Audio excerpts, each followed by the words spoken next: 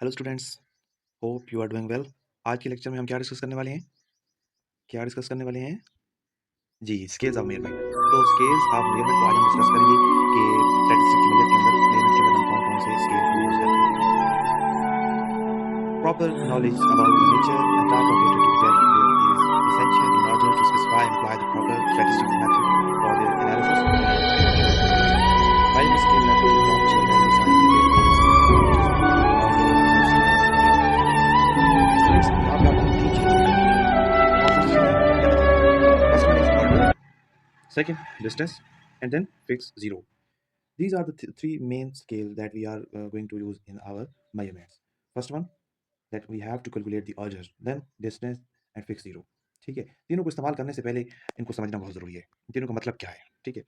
देखिए यहाँ पे ना in mathematical terms measurement is a functional mapping from the set of object to the set of real number.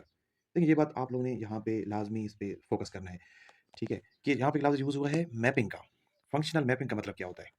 Mapping को हम दूसरे लफ्ज़ों में कह सकते हैं रिफ्लेक्शन।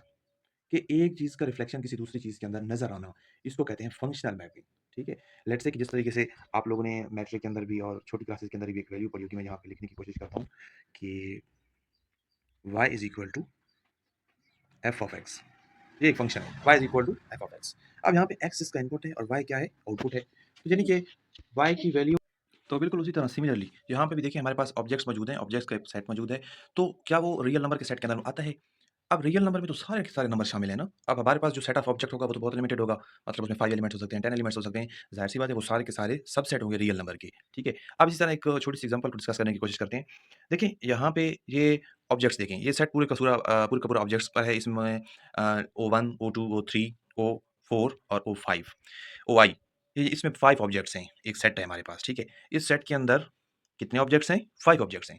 ठीक है? अब हर एक ऑब्जेक्ट को हम एक नंबर असाइन करते हैं, ठीक है? जिस तरह इसने पहले नंबर को पहला नंबर MO1 असाइन किया है, दूसरे को इसी तरह MO2 असाइन किया है, MO3, MOI and then MO4 यानी सेट में मौजूद हर एक ऑब्जेक्ट को, हर एक एलिमेंट को एक-एक नंबर असाइन कर दें, ठीक है? नंबर असाइन करने का मतलब ये है कि ये जो एलिमेंट है ये इस सेट के अंदर मौजूद है, दूसरा एलिमेंट इसके अंदर मौजूद है और तीसरा एलिमेंट इसके अंदर मौजूद है, ठीक है? इसी को फर्दर आगे थोड़ा-सा लेके चलते हैं कि the goal of measurement system is to structure the rule for assigning numbers to objects in such a way that the relationship between the objects is preserved in the numbers assigned to the object. The different kind of relationship preserved are called properties of measuring system. देखिए कि objects को number assign करने का मकसद क्या है? मकसद बिल्कुल सिंपल है कि preserved in the number assigned to the object, ठीक है? कि हमने उस रिलेशनशिप को प्रिजर्व करना है। यानी अब देखिए खाली एक सेट के अंदर मुख्तलिफ ऑब्जेक्ट्स हैं। अब वो सेट के खाली जितने मतलब ऑब्जेक्ट्स हैं वो हमारे किस काम के? जब तक हम उनको कहीं पे यूटिलाइज़ नहीं करेंगे। तो यूटिलाइज़ करने के लिए उनको हम नंबर असाइन करेंगे। और नंबर के हिसाब से फिर वो आगे कहीं पे भी हम इस्तेमाल कर सकते हैं। सिमिलरली नंबर क्यों इस्तेमाल करते हैं? ताकि हमारा रिलेशन कायम रहे, ठीक है? उस नंबर का और उस ऑब्जेक्ट का आपस में रिलेशन कायम रहे। इसको सारी ये चीज़ें होती हैं, इनको कहते हैं प्रॉपर्टीज़ ऑफ मेजरिंग सिस्टम। अब मैंने क्या कहा था कि हम 3 चीज़ें डिस्कस करने वाले हैं। कौन-कौन सी थी? स्टूडेंट्स, स्केल ऑफ मेजरमेंट में बेसिक 3 चीज़ें कौन सी थी? एनीवन? जी हाँ, फर्स्ट वन इज़ ऑर्डर, दूसरी चीज़ distance and third one fix zero. Order क्या है? The property of order exists when an object that has more of the attribute than another object is given a bigger number by the rule system. This relationship must hold for all objects in the real world. देखिए order का मतलब जिस तरह आसान भाषा में मैं कह सकता हूँ कि रैंकिंग कि एक हमारे पास नंबर है या ऑब्जेक्ट है, एक ऑब्जेक्ट को हम एक नंबर देते हैं। अगर एक और ऑब्जेक्ट है जो उससे ज़्यादा इंपॉर्टेंस रखता है या उससे थोड़ा-सा सुपीरियर है, तो हम उसको दूसरा नंबर देंगे। इस तरह फिर रैंकिंग के हिसाब से इनका ऑर्डर बनता है। The property of order exist when for all ij if oi greater than oj then m of oi greater than m of og। Similarly यानी कि जो भी ऑब्जेक्ट होगा, अगर एक ऑब्जेक्ट दूसरे ऑब्जेक्ट से बड़ा है, सुपीरियर है, तो फिर जिस फंक्शन में भी या जिस नंबर भी उनको जो भी नंबर असाइन होगा, उसकी भी वही प्रॉपर्टी सेम प्रॉपर्टी रहेगी। प्रॉपर्टी कभी भी उनकी चेंज नहीं होगी। यानी अगर एक बड़ा नंबर है, तो वो जिस फंक्शन में भी डाला जाए उसकी वैल्यू ज़्यादा आ जाएगी और एक छोटा नंबर है अगर उसको भी उसी फंक्शन में डाला जाए तो उसकी वैल्यू कम आएगी। सिंपल। नेक्स्ट थिंग इज़ कि distance. The property of distance the property of distance is concerned with the relationship of differences between objects. If a measurement system possesses the property of distance, it means that the unit of measurement means the same thing throughout the scale of numbers. सही है? That is an inch, no matter where it falls immediately ahead or a mile down the road. More precisely, an equal difference between two numbers reflect an equal difference in the real world between the objects that were assigned the numbers.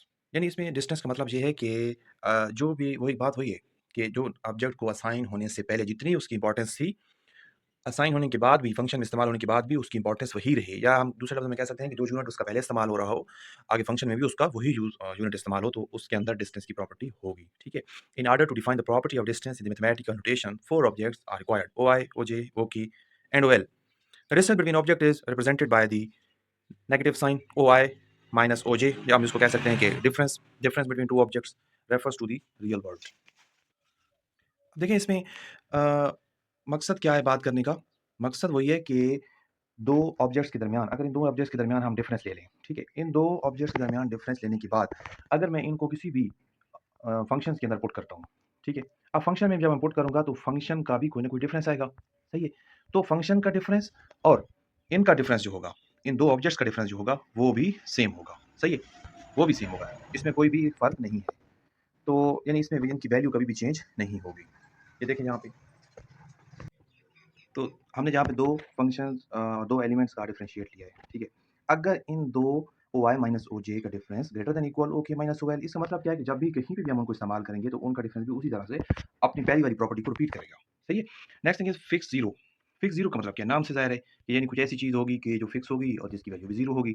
Measurement system possesses a rational zero, यानी fix zero if an object that has none of the attribute in question is assigned the number zero by the system of rules. यानी same वही बात है कि कोई ऐसा object जिसकी कोई भी एट्रीब्यूट यानी कोई कैरेक्टरिस्टिक ना हो, ठीक है? तो सिस्टम ऑफ रूल के हिसाब से उसकी वैल्यू क्या असाइन करेंगे हम? उसकी वैल्यू को असाइन कर देंगे 0, ठीक है? अब 0 उसकी वैल्यू असाइन हो जाएगी, इसका मतलब ये है कि उस फंक्शन की इंपॉर्टेंस तो है, यानी हम उसको यूज़ तो करेंगे, फिक्स 0 इंपॉर्टेंट है। आगे हम इसको थोड़ा-सा डिस्कस करने की कोशिश करते हैं कि the object does not need to really exist in the real world as it is somewhat difficult to visualize a man with no height. The requirement for a rational 0 is this: if objects has none of the attribute it exists would they will be given the value 0. Defining O naught as the object with none of the attribute in question, the definition of a rational 0 becomes